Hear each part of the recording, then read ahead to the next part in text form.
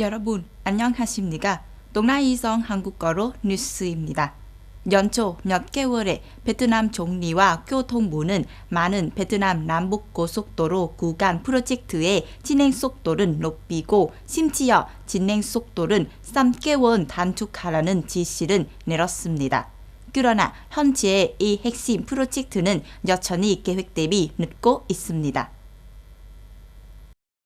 남북 고속도로 인 단계의 10개 구간 중 cao-bồ Mai Sơn 프로젝트만 완료되었으며 나머지 10개 구간들이 건설 중입니다. 인정에 맞춘 구간들이 1개 있고 2개 구간이 계획보다 늦고 있으며 그중 연châu Bãi Vọt 구간이 현재까지 계약 금액보다 6.79% 늦습니다. 그 원인은 원자재 가격의 상승으로 인해 많은 계약자들이 많은 어려움을 겪고 있기 때문입니다. 교통부문은 자재 가격과 건설 가격 지수를 시장 가격에 따라 적시에 발표하고 지역의 건설 작업을 위한 재료 가격 지수와 달리 고속도로 프로젝트 입장 패키지에 대해 변도의 가격 지수를 부족하는 것은 고려한 것은 성들의 건설청에 제안했습니다.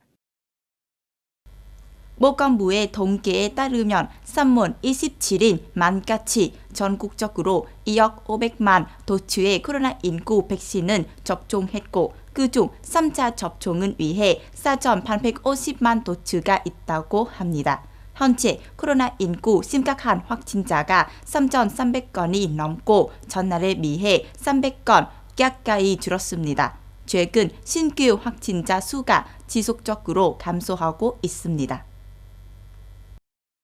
Nguyễn Thanh Long 보건부 장관에 따르면 현재 코로나19 백신은 오미크론 변이로 감염되더라도 중증도 사망 및 입원 경우는 줄이는데 여전히 특히 효과적입니다. 따라서 특히 현재의 오미크론 흉추 BA.2의 경우 예방접종이 최우선으로 고려해야 합니다. 3차 접종이 매우 중요합니다. 3차 접종은 중증 사례와 사망은 크게 줄이는 데 도움이 됩니다. 따라서 보건부 장관은 18세 이상 사람에 대한 코로나19 백신의 3차 접종 및 추가 접종은 강화와 완료, 5세부터 11세까지 어린이를 위한 예방접종은 준비, 4차 접종과 5세 미만 어린이를 위한 접종 연구는 지방들에 제안했습니다. 동아이성 코로나19 전염병 예방 통제 센터 정보는 지역들에서 백신 3차 접종에 많은 노력은 기울이고 있지만 결과는 54.2%만 도달하며 즉 240만 명의 18세 이상 사람이 코로나19 백신 3차 접종은 받음은 뜻합니다. 약 110만 명이 백신은 접종하지 않았고 빈화시에만 약 45만 1000명이 남습니다. 현재까지 성 전체의 2,070만 명 이상의 코로나19 환자가 집에서 치료를 받고 있으며 그중 빈화시의 확진자의 7만 1000건 이상이 자택 치료받다 가장 높습니다. 확진자의 2,800건 이상으로 định-quán 현이 그 뒤를 이었습니다. cẩm mỹ 현은 2,300건 이상, tân phú 현이 1,900건 이상이 있습니다. 3월 27일 조 바이든 미국 대통령은 바르샤바 폴란드에서 지난 25일에 플라디미르 푸틴 러시아 대통령은 권력 유지 안 되라고 발표한 후 러시아의 정권 교체를 요구하지 않는다고 말했습니다.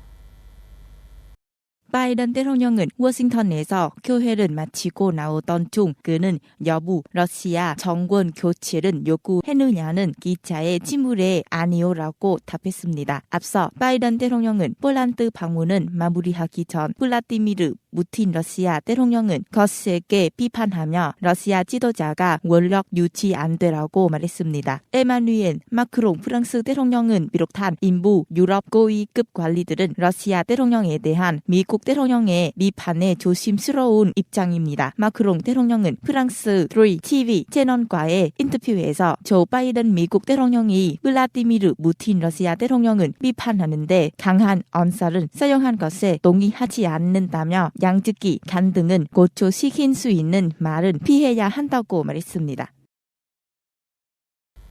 중국 상하이는 이 단계로 도시를 봉쇄하겠다고 발표했는데 이 도시는 중국에서 가장 뜨거운 전염병 지점이 된 후에는 황포강은 기준으로 2개 지역으로 나눠 전 인구를 대상으로 검사를 실시한 예정입니다.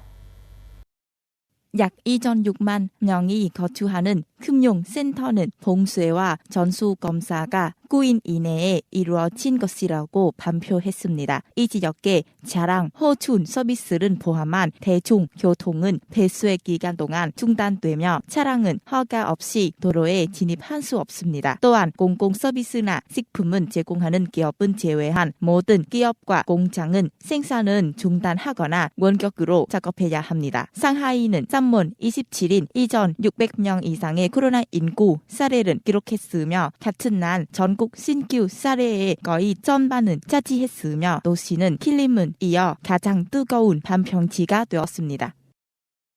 동나이성 뉴스입니다. 잘 들어주셔서 감사합니다.